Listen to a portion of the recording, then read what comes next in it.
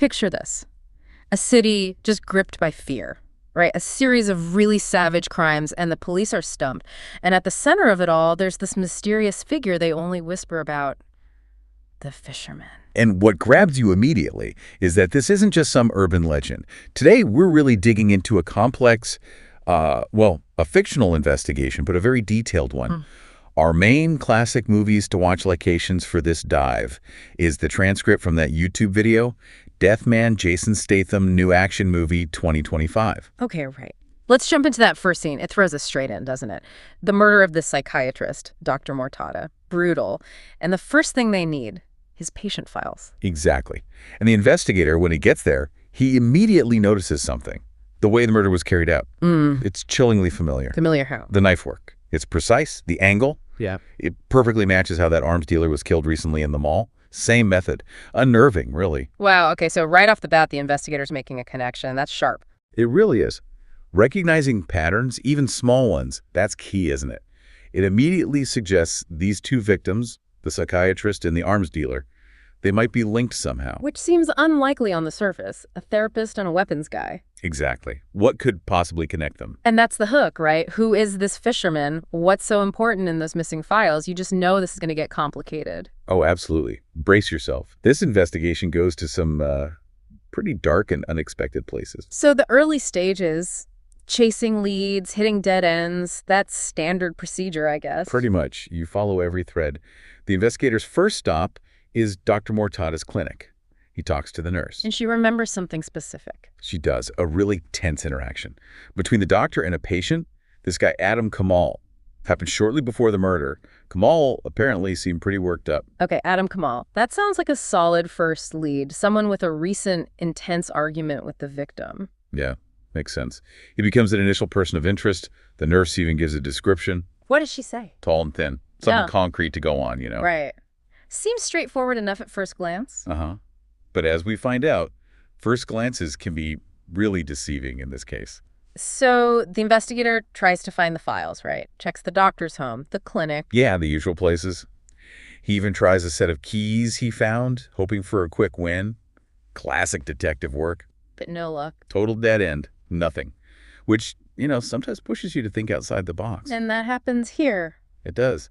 The investigator starts wondering, maybe Dr. Mortada wasn't just an innocent victim. Maybe he was involved in something himself. Like what? Well, a hunch starts to form. Maybe something to do with illegal psychiatric drugs. Trading them. Okay. That changes the motive completely, doesn't it? Was he killed for what he knew or for what he was doing? Exactly. It broadens the whole scope. Yeah. And then things get even stranger. How so? He gets his phone call. Anonymous caller. Yeah. The voice mentions 3 specific files. Dr. Mortada's files that are missing. And then there's a threat, sort of veiled, but definitely a threat. So someone really doesn't want those files found. That's putting it mildly. Confirms the files are crucial, dangerous even, and it suggests whoever's behind this isn't just some random individual, they're organized. Okay, this is getting intense. So what about these files? Does he find them? Eventually, yes. He uncovers 3 patient files. And they're weird. Weird how? At first, they look almost identical. Just slight differences. Name, birth date, address. But the names, Ibrahim Sami, Yasser Lafi, Dawood Mahab, they're double-barreled, kind of mismatched. They just don't sound right together. The investigator picks up on that. The oddness of the names. Yeah, his eye for detail is sharp. Those little inconsistencies, the strange structure of the names, it makes him think they're not just random. They might be code for something. And are they? Well, he digs into them. The address is for Ibrahim Sami. Totally fake. There is a bank guy with that name, but it's a dead end. Okay. What about the others? Yasser Lafi turns out to be just an alias, doesn't exist. And Dawood Mahab, real person, but he's been living out in Austria for like 35 years. No way. So these are definitely fabricated identities. Absolutely. Someone, likely Dr. Mortada, went to a lot of trouble to create these fake patients. Why? What was he hiding? And then the breakthrough moment. Yes. That classic aha moment. He realizes the names. They're anagrams. Anagrams of what? Get this. Dr. Mortada's family members. His wife, his son. Even his dog is in there. You're kidding. That's elaborate. Isn't it? And when you rearrange all the letters from those 3 names, they spell out Yad Salama. Yad Salama. So that's the fisherman's real name. Well, that's what it seems like initially. Yeah. A very clever, very personal way to hide a name. Makes you think Dr. Murtada felt seriously threatened. But the investigator isn't quite buying it? Not entirely. He suspects Iyad Salama might just be another layer, another alias. His gut tells him the real answer is somewhere else. Where? On Dr. Murtada's computer. There's a password-protected file. He thinks that's the key. Ah, the digital trail. So can he get in? It's tough. He tries the obvious passwords, the clinic address, the son's name, an old girlfriend's name maybe. Nothing works? Nope. Locked tight. Which just proves how important that file must be. Until he thinks. Maybe the anagram is the password? He tries Iyad Salama. And it works. Bingo. The file opens. Yeah. And it's a gold mine. Or maybe a minefield. It contains a huge amount of information about the fisherman. Okay, fine. But here's the twist. Inside the file, Dr. Murtada doesn't call him Iyad Salama. He consistently calls him Karim. Karim. So Iyad Salama was another alias. Seems like it. And this file, it has Karim's entire life story right from birth. It suggests a really deep, long-standing connection between them, more than just doctor-patient. Wow, what else is in there? Recordings. Dr. Murtada recorded most of his sessions with Karim. Listening to them is chilling. You hear this seemingly normal guy, Karim, but underneath, he's a ruthless criminal. Recordings of therapy sessions, that's credible evidence. Invaluable. It gives you this direct window into his mind, his motives, maybe how he became who he is. And does it reveal anything specific about his past? Oh, yes. Something deeply traumatic. The investigator finds out that Karim, as a child, he murdered his own father. What? Why? To protect his sister. The father was abusive. After killing him, Karim fled, went on the run. My God. That's a foundation for a lot of darkness later on. Absolutely. It offers a potential explanation, though certainly not an excuse, for his later violence. That kind of trauma can shape someone profoundly. And then this connects to something else, right? Exactly. Suddenly, a detail from another case clicks into place. The date Karim killed his father. It perfectly matches the date another man, Gamal Abdelmegid, was murdered. And the connection is? Gamal Abdelmegid was also known for abusing his daughter. And after his murder, his son, Mazen, disappeared without a trace. Wait, so you're saying... The dates match, the circumstances of abuse match, the missing son.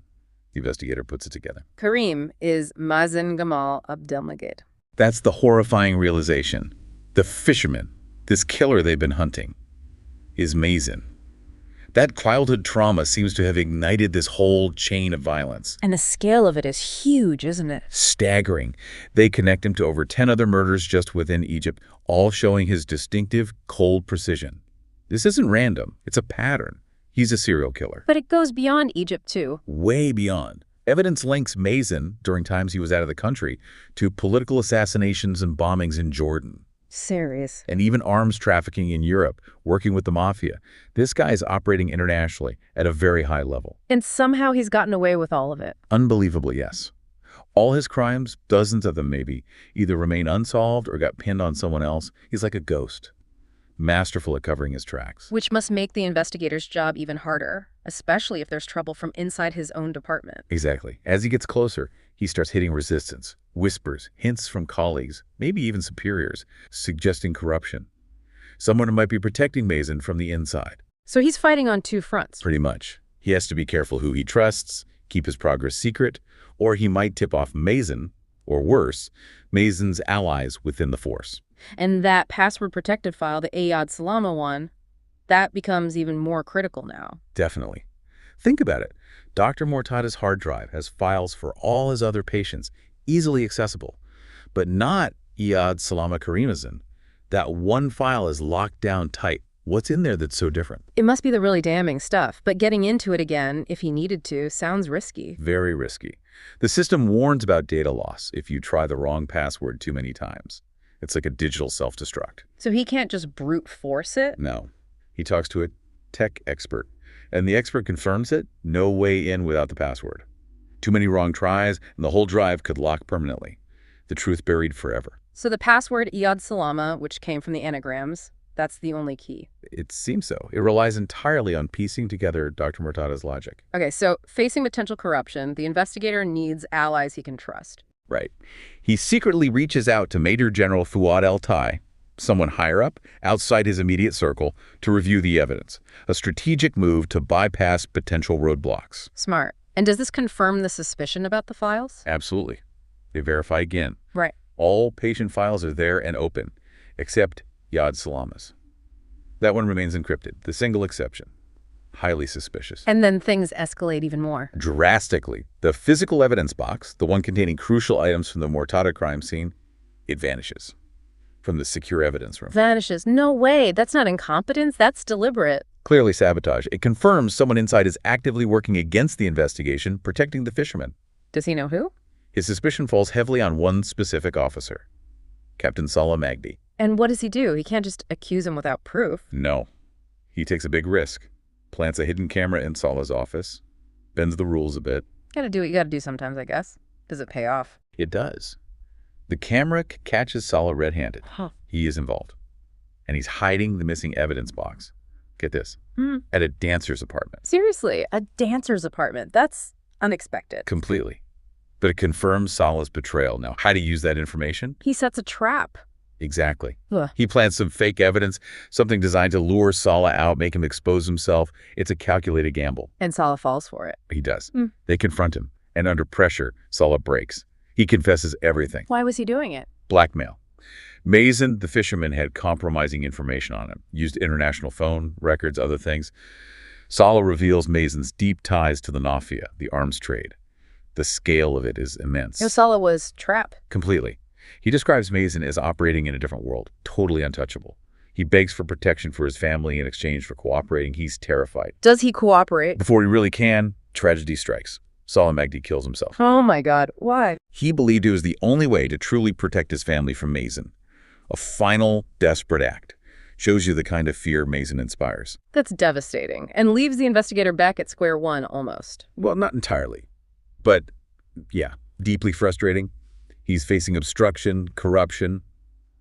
It must feel like wading through mud. But he keeps going. Relentlessly. He focuses on that international phone number found on Salah's phone, monitors it constantly, hoping for a slip-up, any lead at all. And does he figure out the bigger picture, the why behind it all? Yes. He realizes the murders, at least some of them, like Margot and Abdelaziz, the arms dealer. It's not just random violence. It's about controlling the illegal arms trade in Egypt. Margan was a rival. So it's about power and money. Classic motive. Exactly. And the evidence confirms it. Mason, the fisherman, has effectively taken over. He has a monopoly on the Egyptian black market for weapons. He's the kingpin. How do they confirm that? An arrest happens out in Matru. A guy named Bassam El-Awadi. He's caught with a huge stash of unusual weapons, older military stuff. And Bassam confirms where he got them. From the fisherman. Directly. It's concrete proof linking Mason to the arms trade. So they have Bassam. Can he lead them to Mason? Bassam offers a deal. He tells the investigator he can set up a meeting with the fisherman in exchange for his own freedom. That's a huge risk. Yeah. Using a criminal as bait. Massive risk. But the investigator decides to take it. He stages Bassam's escape from custody, makes it look real, all to lure Mason out. Playing cat and mouse at the highest level? Extremely dangerous. But then, another twist. What happens? Bassam dies. While technically still in custody, but in the hospital. Only the investigator and two officers he absolutely trusts know the truth. The deal is off. Another link is gone. Killed, or just died. The script implies it might not have been natural. Another loose end tied up, perhaps by Mason's network. So the stage escape is still out there. Yeah. So the investigator uses it. Leaks info to the press about a dangerous escaped criminal, Vasm. Keeps the pressure on. Makes the situation look real, hoping Mason will react. It's like a chess game. Exactly. And then something truly eerie happens. He gets approached directly. By Mason. By someone, a mysterious figure, who basically says, I know everything you're doing. I know where you want to meet. I'll be waiting. Utterly chilling. Like Mason is just toying with him. Wow. The arrogance. Right. But then a potential breakthrough from the official side. Yeah. He meets with Colonel Galal, head of counterterrorism, and another official, Hamdi Bey. They tell him, we know all about this case. We're aware. We're here to help. Finally, high-level backup seems to be materializing. That prime. You'd think. But the investigator, he's still wary. He tells them flat out he wants this closed permanently. And then he drops a bombshell. What? He says he witnessed the fisherman's death. He claims Mason is dead. After all that, when did that happen? The script didn't mention a final confrontation. It's presented as his statement to Galal and Hamdi Bey, but the details of how or when he supposedly witnessed this death aren't immediately given. It's a bit ambiguous, perhaps deliberately so. Okay, that's confusing. And they offer him help, like a new captain. Yeah, Captain Tarek. But the investigator initially refuses. He wants to handle the endgame himself, or with his trusted few. Too much history of betrayal, maybe. Understandable. And then the story jumps back. Right, it forces him to recount the very beginning, 7 years prior. The first murder attributed to this killer. The victim was called Reese Slaughtered. Gruesome name. Describes this scene, apparently. A meticulous killer left no trace. But even back then, the investigator profiled him, accurately noticed he was left-handed. He was onto the fisherman's signature from the start. But they arrested the wrong guy back then. Yeah, huge frustration for him. And he says he knew immediately when Margan Abdelaziz, the arms dealer, was killed years later, that it was the same guy.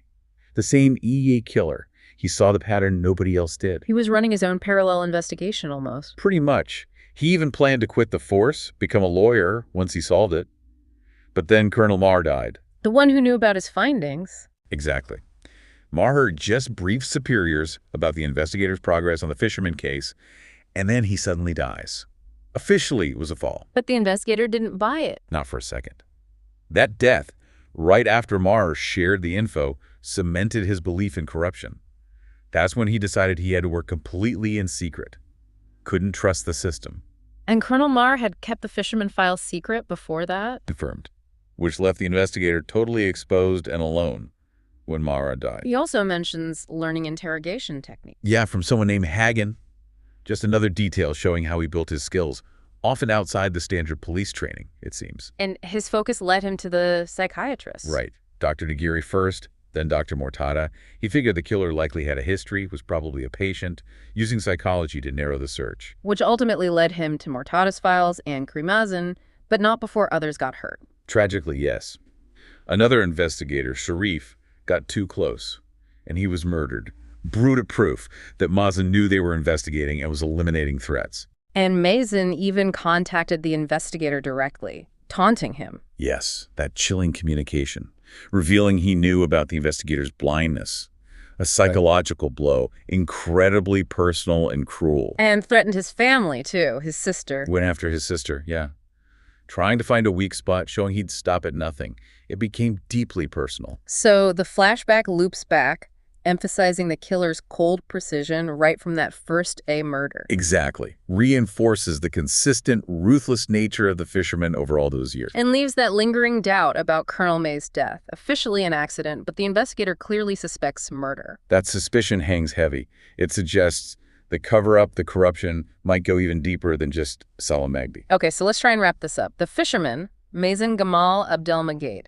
Childhood trauma leads to a life of violence, culminating in him dominating the entire illegal arms market in Egypt. And the investigator. Wow. The personal cost for him was immense, wasn't it? Losing colleagues, facing betrayal, constant danger to himself, his family, fighting the system as much as the killer. And like you said, despite his claim to have witnessed Mazen's death, there are still loose ends. Colonel Mara's death, the full extent of the corruption, it doesn't feel completely resolved. Absolutely. Yeah. Which leaves you, the listener, pondering some heavy questions, doesn't it? Yeah. What's the real cost of justice when you're facing that level of darkness, both outside or potentially inside the system? How well can people hide their true nature? And maybe the toughest one, when you're pushed to the absolute limit, what lines might you cross yourself? Yeah. This deep dive into these classic movies to watch locations certainly gives you a lot to think about regarding crime, trauma, and the messy reality of seeking